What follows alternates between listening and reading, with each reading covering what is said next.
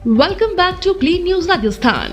चलिए देखते हैं राजस्थान की 15 फटाफट बड़ी खबरों को।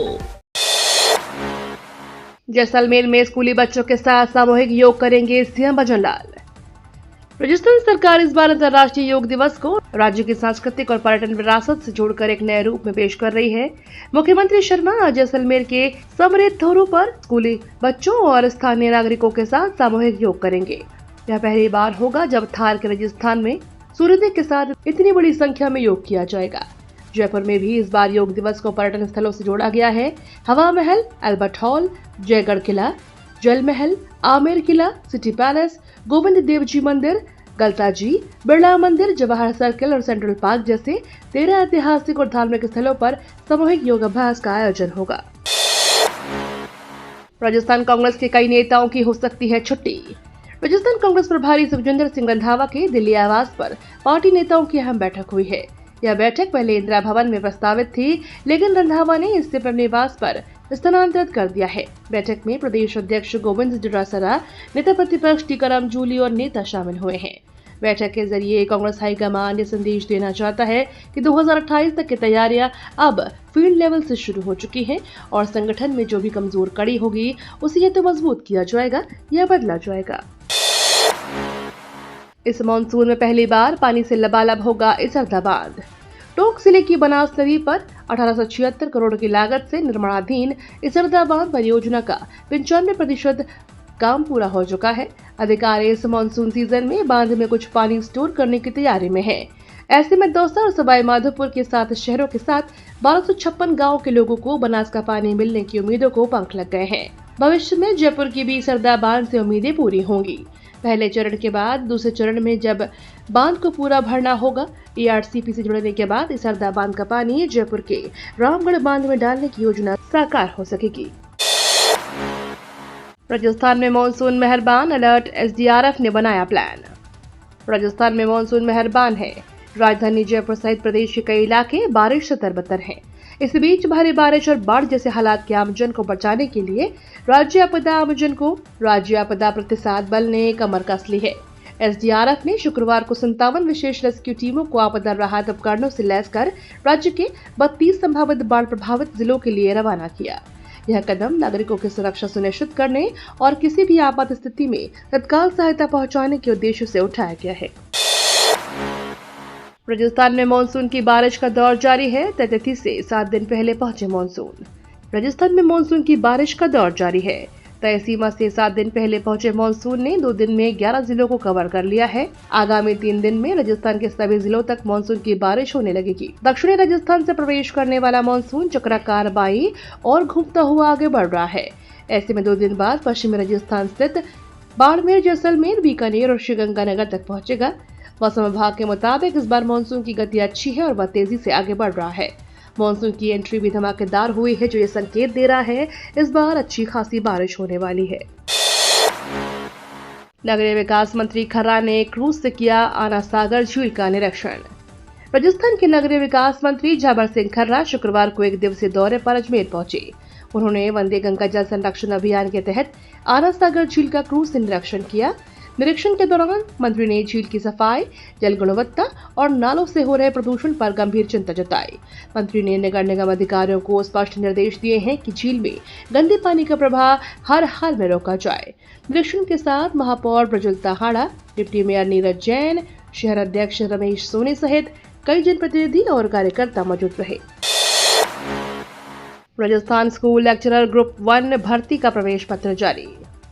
राजस्थान पब्लिक सर्विस कमीशन ने स्कूल लेक्चरर ग्रुप 1 के भर्ती के एडमिट कार्ड जारी कर दिए हैं। जिन अभ्यर्थियों ने इस भर्ती के लिए आवेदन किया था, वे अपना एडमिट कार्ड आरपीएससी की आधिकारिक वेबसाइट से डाउनलोड कर सकते हैं। एडमिट कार्ड डाउनलोड करने के लिए उम्मीदवारों को अपना एप्लीकेशन नंबर और डेट ऑफ बर्थ दर्ज करनी होगी। आरपीएससी स्कूल लेक्चरर ग्रुप 1 भर्ती परीक्षा 23 जून से 4 जुलाई के बीच आयोजित की जाएगी।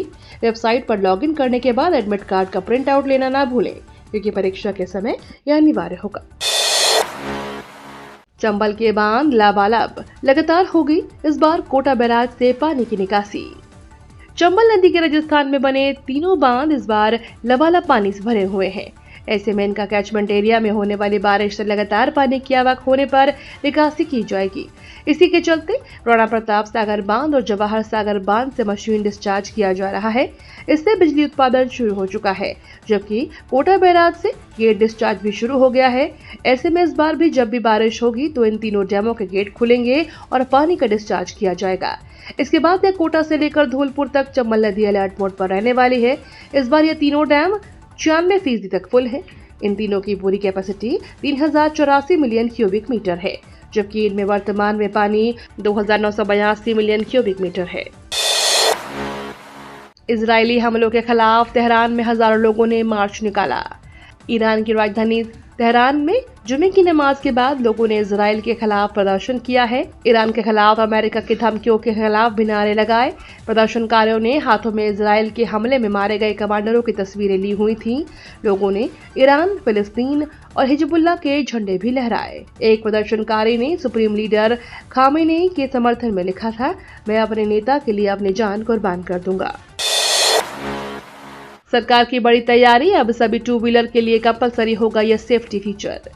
सड़क परिवहन मंत्रालय ने दोपहिया वाहन के लिए नए नियम बनाए हैं। अब साल 2026 से बनने वाले न्यू टू व्हीलर्स में एंट्री लॉक सिस्टम अनिवार्य होगा। एबीएस गीली और असमान सड़कों पर व्हील को लॉकअप करने में सहायक होता है। साथ ही टू व्हीलर निर्माताओं और डीलरशिप को नए वाहन के साथ BIS प्रमाणित 2 हेलमेट उपलब्ध कराने होंगे। इनमें स्कूटर, मोटरसाइकिल और अन्य बाइक शामिल होंगे। पंडित दीनदयाल उपाध्याय संबल पखवाड़े के आयोजन से जरूरतमंद तक पहुंचेगा योजनाओं का पूरा लाभ। मुख्यमंत्री भजनलाल शर्मा ने कहा कि राज्य सरकार अनुसूचित जनजातियों के कल्याण और TSP क्षेत्र के सर्वांगीण विकास के लिए पूर्ण प्रतिबद्धता से कार्य कर रही है। उन्होंने कहा कि राजस्थान अनुसूचित जनजाति परामर्शदात्री परिषद केंद्र और राज्य सरकार की महत्वपूर्ण योजनाओं का सफल क्रियान्वयन सुनिश्चित कर रही है। शर्मा शुक्रवार को मुख्यमंत्री निवास पर जनजातीय क्षेत्रीय विकास विभाग की ओर से आयोजित राजस्थान अनुसूचित जनजाति परामर्शदात्री परिषद की बैठक की अध्यक्षता कर रहे थे।